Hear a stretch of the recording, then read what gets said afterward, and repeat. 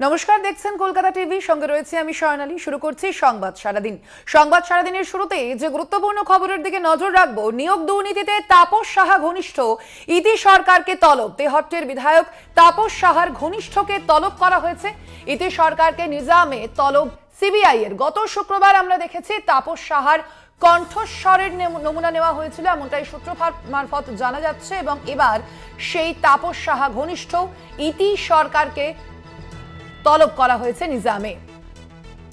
এ বিষয়ে আমরা কথা বলবো। ফোন লাইনে রয়েছেন আমাদের প্রতিনিধি সন্তু সাহা। সন্তু, ঠিক কি জানা যাচ্ছে, ইতি সরকারকে আজ কি কারণে ডাকা হয়েছে?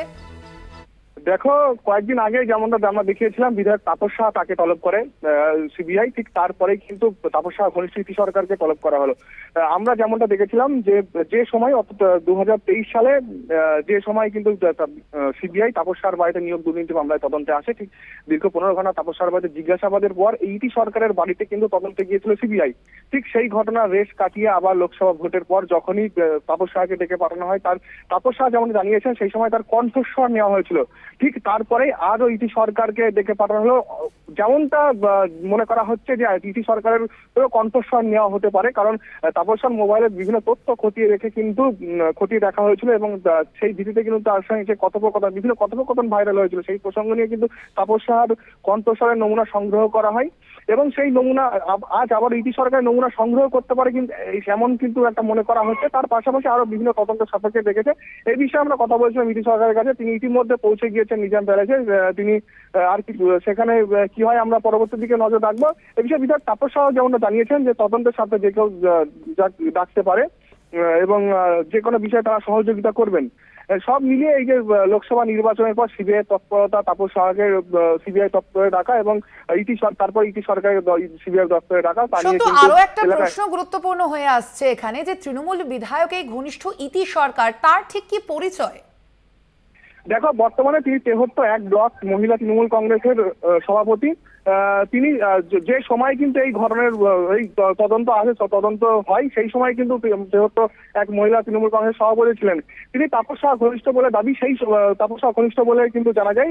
সেই সময় যেমনটা বিধায়ক তাপস সাহা এবং ইতি সরকার যেমনটা জানিয়েছিলেন যে তাপস সাহা তার বাবা মেয়ের মধ্যে যে সম্পর্ক, তাদের মধ্যে সেই সম্পর্ক রয়েছে।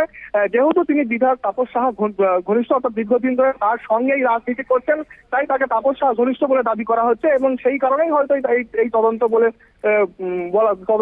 হচ্ছে, এমনটাই কিন্তু জানিয়েছিলেন সেই সময় তাপস সাহা এবং ইতি সরকার দুজনেই। একদমই সন্তু, ধন্যবাদ তোমায়। আমরা কথা বলছিলাম, ফোন লাইনে ছিলেন আমাদের প্রতিনিধি সন্তু সাহা। এর পাশাপাশি আপনাদের শোনাবো ঠিক এই ঘটনায় তেহট্টের বিধায়ক তাপস সাহা, তার ঠিক কি প্রতিক্রিয়া। তদন্তের স্বার্থে যে কোনো মানুষকে ডাকতে পারে,